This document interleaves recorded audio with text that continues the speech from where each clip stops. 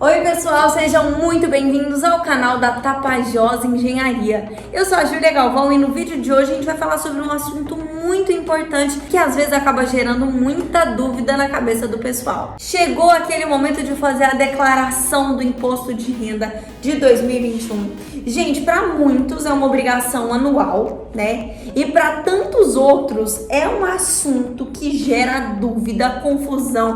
Muita gente às vezes acaba deixando para fazer de última hora e vira aquela bagunça danada. Por isso hoje nós chamamos a Heloísa, que é responsável pela contabilidade da Tapajós, para um bate-papo. Eu selecionei algumas perguntas aqui bem direcionadas mesmo para ela ajudar a gente a tirar toda e qualquer dúvida que possa ter sobre esse assunto. Agora vem comigo que eu vou chamar a Heloísa aqui no meu vídeo chamada pra gente bater esse papo.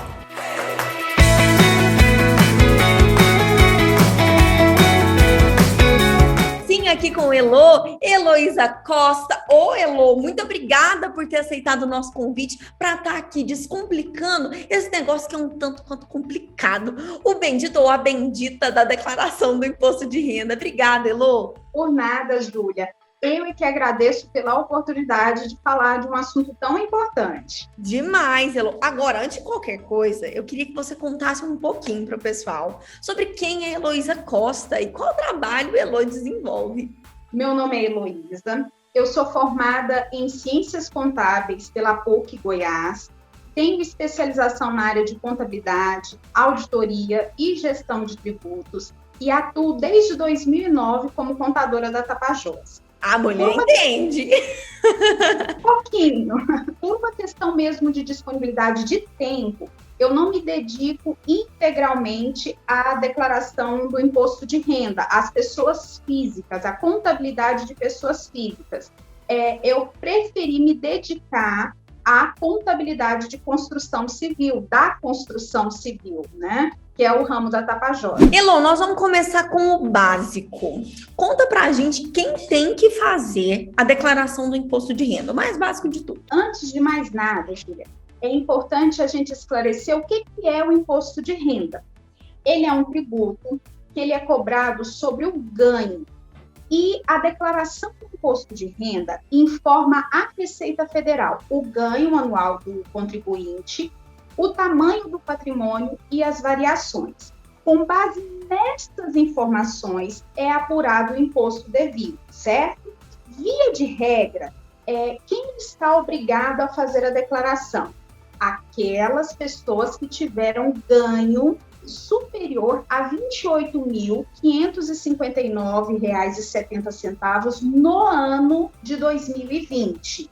Essa é a regra principal, mas não é a única regra que define a obrigatoriedade da declaração do imposto de renda. Podemos citar também como algumas outras obrigatoriedades a pessoa ter recebido mais de 40 mil em rendimentos não tributáveis, quem arrecadou mais de 142 mil reais em atividades no setor rural, quem teve ganho de capital, alienação de bens, vendeu um imóvel e utilizou o dinheiro dessa venda em aquisição de um outro imóvel, estrangeiros que passaram a residir de forma permanente no Brasil e quem aplicou em Bolsa de Valores. Bom demais, já começamos um negócio descomplicado, com resposta objetiva. Gostei de ver. A gente está no caminho certo para descomplicar esse negócio.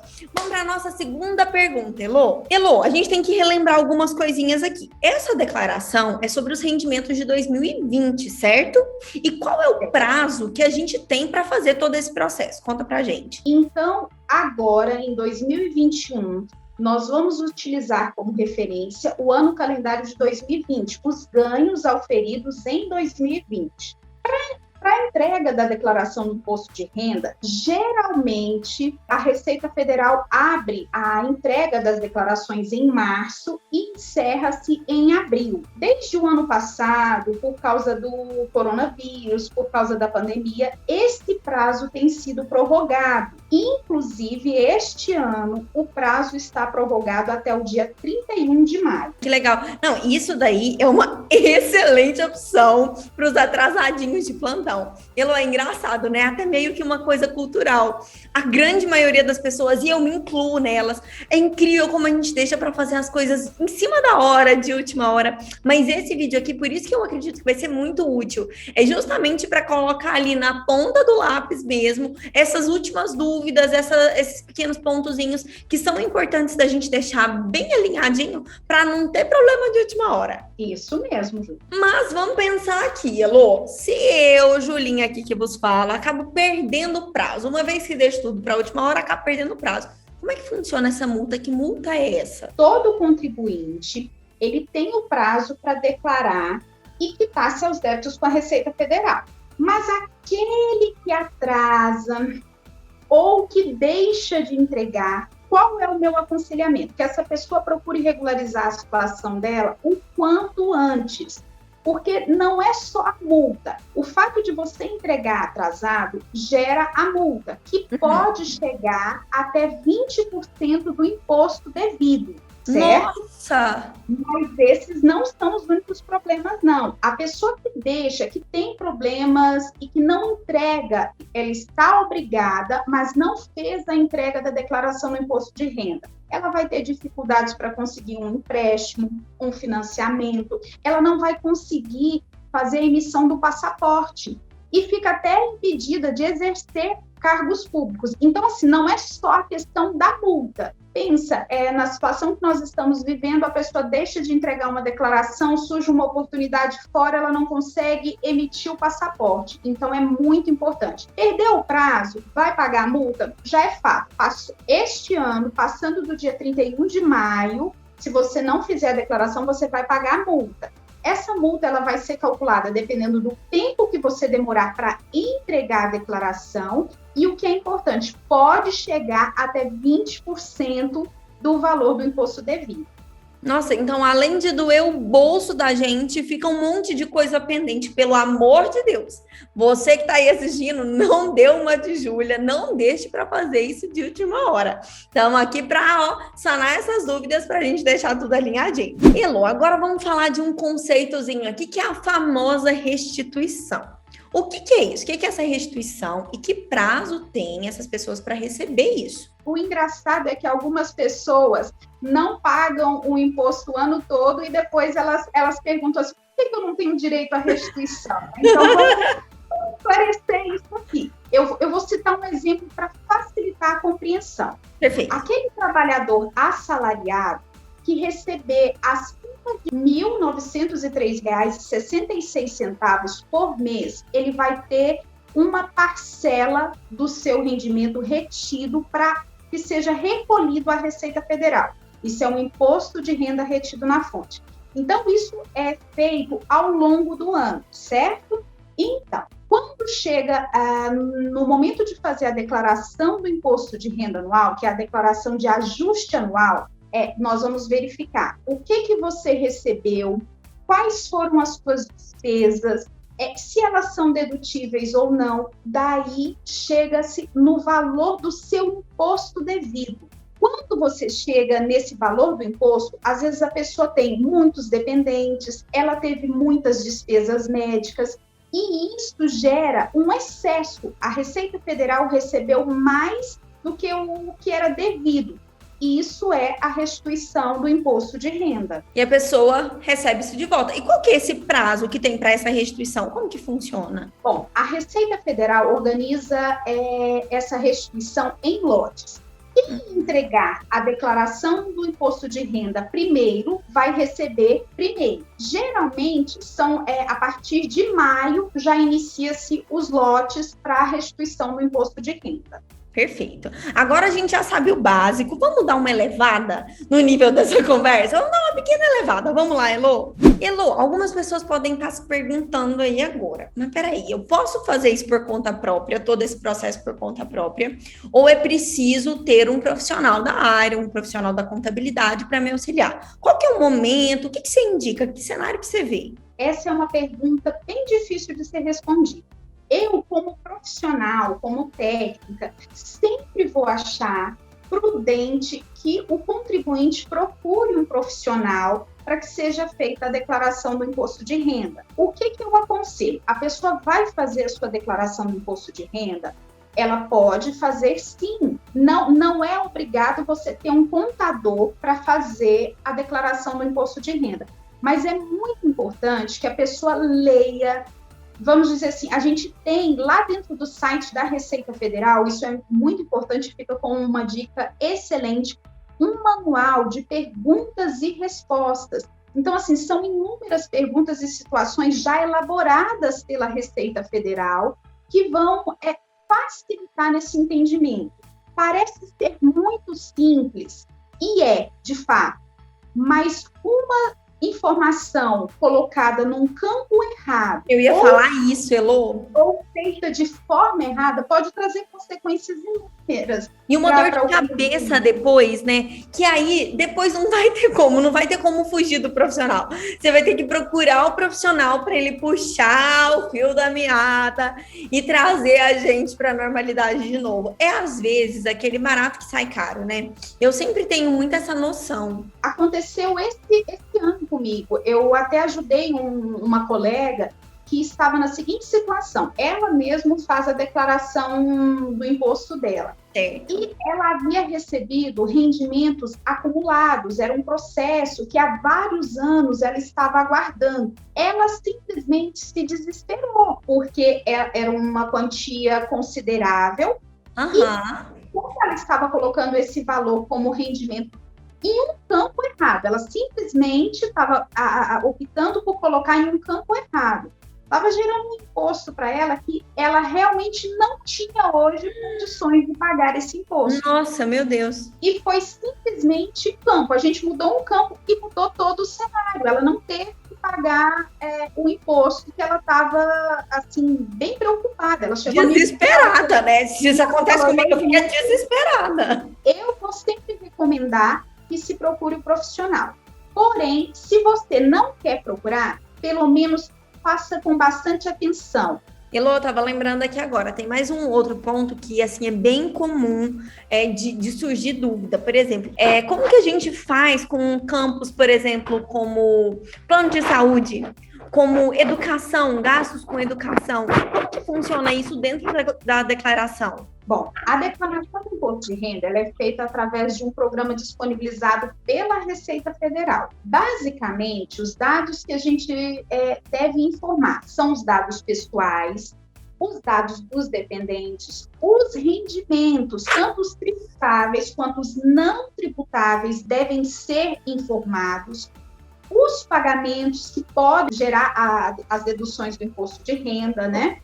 Devem ser declarados os bens, os direitos, as obrigações e os pagamentos. Aí os pagamentos vão desde despesas médicas. A pessoa tem que tomar muito cuidado com isso. Não é qualquer despesa médica que eu posso levar para a declaração do imposto de renda. E é um assunto bem complexo, porque dependendo da situação, se tratamento estético, 100% estético, ele é considerado um tratamento médico, né? Mas se ele for estético, ele não vai gerar crédito para você no imposto. Mas se for uma cirurgia reparadora, ela pode gerar crédito para você na declaração do imposto. É cheio de pequeno detalhe, né, Elô? Meu Deus! Elô, agora dentro disso também, quando a gente pensa em relação a documentos, já seguindo essa linha de o que a gente tem que declarar, agora o que a gente tem que apresentar de documento no meio desse processo?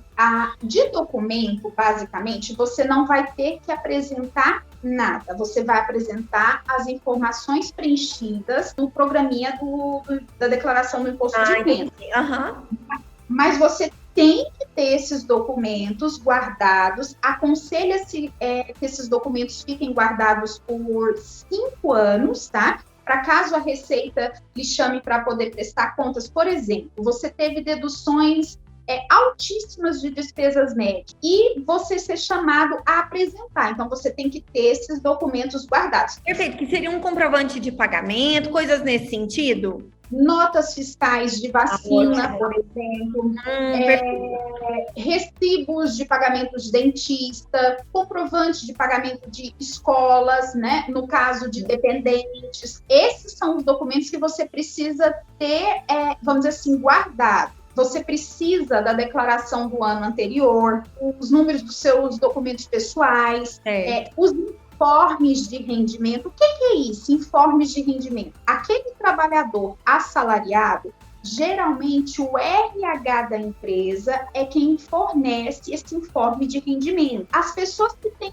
contas em bancos, instituições financeiras, ele deve solicitar à instituição financeira o informe de rendimento daquela conta. É fácil, né? Nossa, Elô, no aplicativo do banco a gente já consegue puxar ali, é muito mais facilitado, né? Não, e foi muito legal a gente falar sobre isso, porque é como se a gente fizesse, você fizesse aqui agora um checklist para lembrar o pessoal, alguns desses documentos são importantes a gente guardar aí nesse período de até 5 anos, no decorrer do nosso ano, porque às vezes no decorrer do ano você vai esquecendo, você vai ao dentista, você esquece, você toma uma vacina, você esquece de guardar a nota fiscal e tudo mais. Então foi muito legal você fazer essa ressalva aí pra gente dar uma lembrada no que de fato é importante deixar guardado. Sobre quem faz investimento, Elô, tá tão em alta, né? Os benditos investimentos, lucros lá em cima e tudo mais. Então, quem faz esses investimentos? O que você pode falar um pouquinho? Quais são os investimentos que a gente tem que ter um olhar mais atento? O investimento em bolsa, ele é fator que já gera a obrigatoriedade no envio da declaração do imposto de renda. Então, isso já é o ponto principal a ser lembrado, né? Então, bolsa de valores. Você nem precisa ter oferido ganhos, mas pelo simples fato de você ter as aplicações na bolsa, você tem que fazer a declaração do imposto de renda. Mais uma dica, já que nós estamos falando para os clientes da Tapajós, que eu acho super importante, que é a questão do investimento em imóveis. Ótimo a gente falar sobre isso. O pessoal ainda acredita que só tem que constar na declaração do imposto de renda aquele imóvel que está escriturado, que está registrado no cartório. E isso não é verdade. O contrato de compra e venda, ele já é, por si, um documento que vai dar suporte para você fazer a sua declaração do imposto de renda. Então, no nosso caso, vamos trazer novamente para os clientes da Tapajós. Adquiri o imóvel na planta, ainda não fiz o registro da fração ideal, mas eu tenho lá um contrato. Esse contrato particular, ele é um instrumento válido que vai configurar a minha aquisição de bem. Como é que eu vou informar isso lá na minha declaração? Por exemplo, adquiri no finalzinho do ano e dei só uma parcela de sinal. O que eu paguei em 2020? Eu vou lá em 2019, na coluna do ano de 2019, vou deixar zerado, porque eu adquiri dentro do ano de 2020. Em 2020, eu vou colocar aquilo que eu paguei, de fato, pelo imóvel. E lá na descrição, eu vou descrever as informações, toda a situação da compra, eu vou descrever no campo de informações sobre o imóvel. Mas eu não vou colocar o meu valor de aquisição. O valor de aquisição, ele vai sendo, principalmente quando é um imóvel que foi financiado, é o valor pago no ano que vai sendo agregado ao valor do imóvel. Entendi. Então, isso é muito importante. Não, e foi muito legal você fazer essa ressalva aí pra gente, porque, de fato, às vezes é uma coisa que a gente desconsidera, principalmente quem tem esse costume de comprar imóveis, tem essa frequência maior de investir em imóveis, deixa de lado pensando que é só, tem a escritura, beleza, agora é hora de colocar dentro da declaração. Na verdade, não, né? Muito obrigada, Elô, por fazer essa ressalva aí, porque eu tenho certeza que muita gente às vezes deixa isso de lado. Elô, por último, vamos falar de um assuntinho que chegou agora em 2020 na nossa vida. Vamos falar sobre auxílio emergencial? No ano de 2020, né, com a chegada da pandemia, isso acabou entrando na vida de inúmeros brasileiros. E o que acontece é que, em alguns casos, houve um recebimento indevido, né? E que essas pessoas vão ter que fazer essa restituição, né? Devolver esse auxílio emergencial. Como que funciona isso, Elô, dentro desse assunto que a gente está tratando? Sim.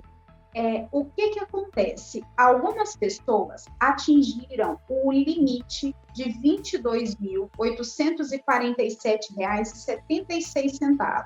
A pandemia começou em março, né? Vamos dizer assim, que a gente teve realmente o agravamento da situação do Covid.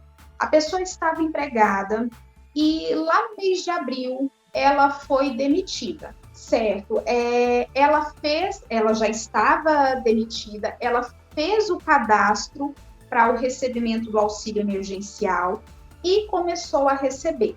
Lá no finalzinho do ano, essa pessoa, por sorte, conseguiu adquirir um emprego novamente, né? Vamos colocar a situação dessa forma para facilitar o entendimento. Eu acho, Elô, de verdade, que isso aconteceu com muita gente. Naquele momento da incerteza, fez a solicitação do auxílio. Em algum momento dessa jornada, as coisas melhoraram, graças a Deus. Né? Então, entender mesmo, estamos esclarecida nessa situação. O que vai acontecer? Essa pessoa, se ela recebeu, além do auxílio emergencial, um valor de rendimento tributável que excede a R$ 22.847,76, ela vai ter que devolver o auxílio emergencial que ela recebeu.